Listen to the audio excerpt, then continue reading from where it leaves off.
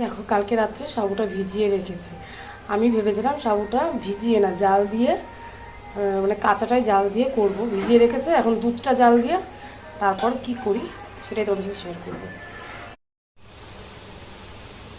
বিদেশে সব ফল নিয়ে বসে গেছে, দেখো সমস্ত ফল গুছিয়ে নিচ্ছে, কি হচ্ছে সেটাই তোমাদের সাথে শেয়ার করব।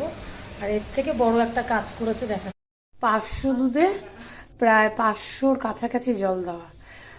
1 কেজি না হলেও 1 কেজির কাছাকাছি আছে দুধ জল দেওয়াতে। এখন দুধটা ভালো মতো দেখো ফুটে গেছে। আর যেহেতু সাবুটা আমার ভেজানো, রাতে ভিজিয়েছে বিদিশা পাকামো করে, যদি সকালে আমি সিদ্ধ করতাম তাহলে এতটা জল না দিলেও আমার হতো, সিদ্ধ থাকতো, ফ্যানটা ফেলে দিতাম। এখন তো ফোটানো যাচ্ছে না, এখন ওটাকেই আমার দিতে হবে। এই জন্য দুধটাকে একটু পাতলা করে নিলাম, ফুটে গেছে। এবার আমি সাবুটা দিয়ে দেবো। আমি এই দেখো সাবুটা ভিজে কিরকম ফুলে গেছে, দেখাই তো আমি আরও বুঝতে পারবে না। দেখো অলরেডি সিদ্ধও হয়ে গেছে। তাহলে এটাকে আমি জাল দেবো কী করে?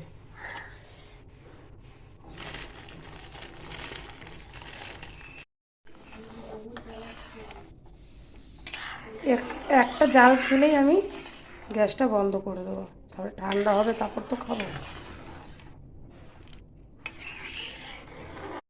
আজকে যেহেতু সোমবার নিরামিষ, আমার গোপাল সেবার যেই প্রসাদগুলো, কিশমিশ আছে, কাজু আছে, বাতাসা আর মিশ্রি, এটাই আমি এটার মধ্যে দিয়ে দেবো।